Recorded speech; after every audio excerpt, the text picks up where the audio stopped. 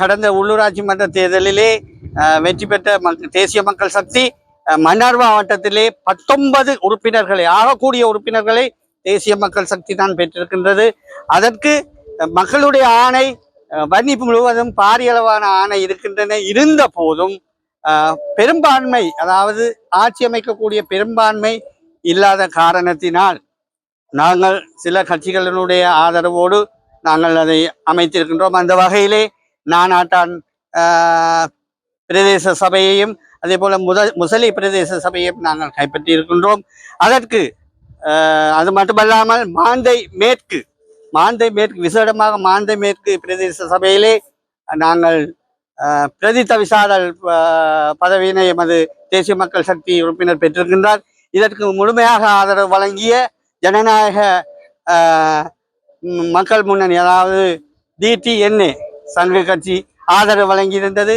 அது மன்னார் மாவட்ட பொறுப்பாளர் தோழர் அடைக்கலநாதன் அவர்களுக்கும் எமது மனமார்ந்த நன்றியை தெரிவித்துக் கொள்வதோடு மன்னார் மாவட்டத்திலே போட்டியிட்ட ஏனைய கட்சிகளுக்கும் எமது மனமார்ந்த நன்றியை தெரிவித்துக் கொள்கின்றோம். அதே போல அவர்கள் ஆட்சி அமைப்பதற்கும் நாங்கள் பகிரங்கமான ஆதரவை வழங்கியிருக்கின்றோம். எம்மை பொறுத்தவரையிலே எங்களுக்கு வேறுபாடு கிடையாது. நாங்கள் உள்ளூராட்சி மன்ற தேர்தல் முடிவிட்ட உடனே நாங்கள் பகிரங்கமாக அனைவரிடம் அழைப்பு விடுத்திருந்தோம்.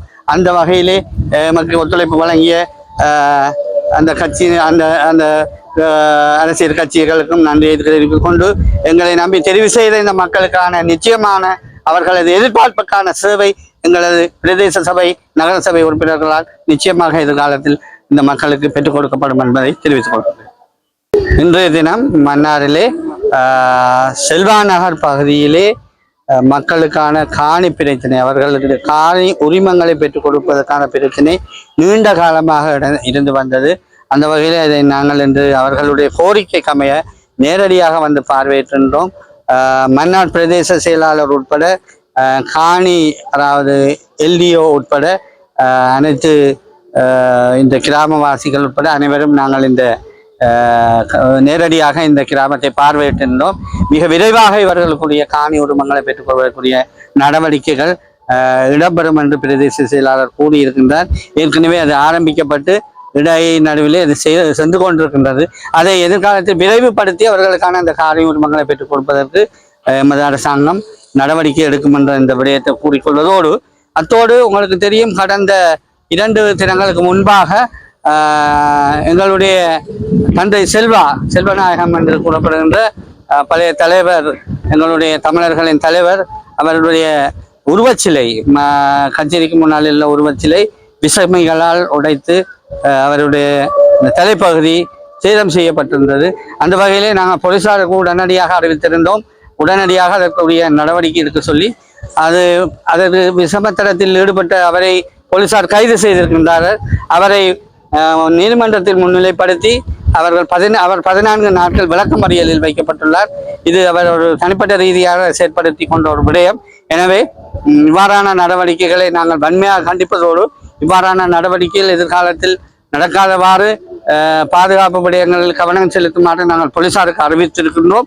அதைவிட மடு கல்வி வலயத்தைச் சேர்ந்த அடம்பன் மத்திய வித்தியாலயத்துக்கு இன்று சென்றேன். பெற்றோர்களுடைய கோரிக்கைக்கு அமைவ அங்கு அந்த ஆசிரியர்கள், அங்கு இந்த இடமாற்றம் சென்ற வெளி மாவட்டங்களை சேர்ந்த ஆசிரியர்களுக்கு பதிலீடாக வர வேண்டிய ஆசிரியர்கள் இன்னும் வரவில்லை.